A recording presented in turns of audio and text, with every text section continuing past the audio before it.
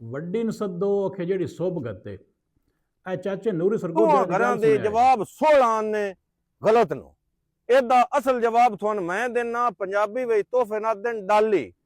ਤੁਸੀਂ ਗੱਲ ਸੁਣ ਲਈ ਹੈ ਚਾਚੇ ਨੂਰੀ ਸਰਗੋਧੇ ਵਾਲੇ ਦੀ। ਉਹ ਪਿਆਂਦਾ ਹੈ ਮੈਂ ਜਵਾਬ ਦਿੱਤਾ ਤੋਹਫੇ ਨੂੰ ਆਦਨ ਢੋਕ। ਚਾਚੇ ਇਮਤਿਆਜ਼ ਸਰਗੋਧੇ ਵਾਲਾ ਆਖਿਆ ਤੋਹਫੇ ਨੂੰ ਆਦਨ, ਉਸ ਆਖਿਆ ਇਹ ਫੈਸਲ ਜੱਪਾ ਗਲਤ ਹੈ ਟੋਟਲ ਤੇ ਤੋਹਫੇ ਨੂੰ ਆਦਨ ਦੇਣ। ਹੁਣ ਪਿੱਛੂ ਚਾਚਾ ਨੂਰੀ ਉਠੀਤਾ तो उस आख्या तुसी दोवें बिल्कुल गलत हो, तोहफे ਨੂੰ ਆਦਨ डाली।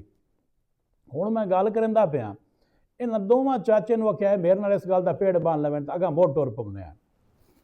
ਪਹਿਲੀ ਗੱਲ ਹੈ ਕਿ ਪੰਜਾਬੀ ਜ਼ਬਾਨ ਐਡੀ ਵੱਡੀ ਹੈ ਕਿ ਇਹਦੇ ਜਿਹੜੇ ਇਲਾਕੇ ਦੇ ਵਿੱਚ ਜਿਵੇਂ ਜਿਵੇਂ ਲਹਿਜੇ ਬਦਲਦੇ ਨੇ ਹਰ ਦੇ ਵਿੱਚ ਨਾਂ ਮੁਖਤਲਿਫ ਹੈ, ਤੇ ਜਿਹੜੀ ਸੁਸਾਇਟੀ ਦੇ ਵਿੱਚ ਜਿਹੜੇ ਤਬਕੇ ਦੇ ਵਿੱਚ ਕੋਈ ਲਫ਼ਜ਼ ਵਰਤਿੰਦਾ ਹੈ ਉਹਦਾ ਮਤਲਬ ਵੀ ਮੁਖਤਲਿਫ ਹੁੰਦਾ ਹੈ। ਇਹ ਕਿਸੇ ਵੀ ਵੱਡੀ ਜ਼ਬਾਨ ਦੀ ਖੂਬਸੂਰਤੀ ਹੁੰਦੀ ਹੈ। ਹੁਣ ਗੱਲ ਤੋਹਫੇ ਦੀ ਕਰਨੇ ਆ। ਤੋਹਫਾ तकरीबन 4 ऐसे लफ्ज़ साढ़े को पंजाबी मौजूद ने, होर भी उस गए लेकिन 4 ऐसे लफ्ज़ मौजूद ने जिन्हों मतलब तोहफा ही लिया जाता। मैं थोड़ा वंड करके भी दसना। पहला होंदा जी भेंट। भेंट भी तोहफे नूं आखदे ने।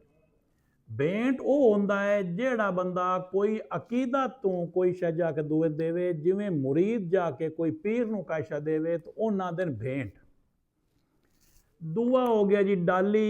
कोई जिहड़ा है जिवें माली है वो अपने बागबान नूं मालिक नूं जाके काशा तोहफा उसे अपने बाग चों खो के देंदा है, उहनूं आखदे डाली।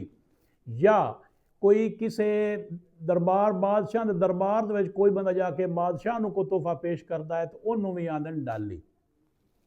दूआ आ गया जी डोआ।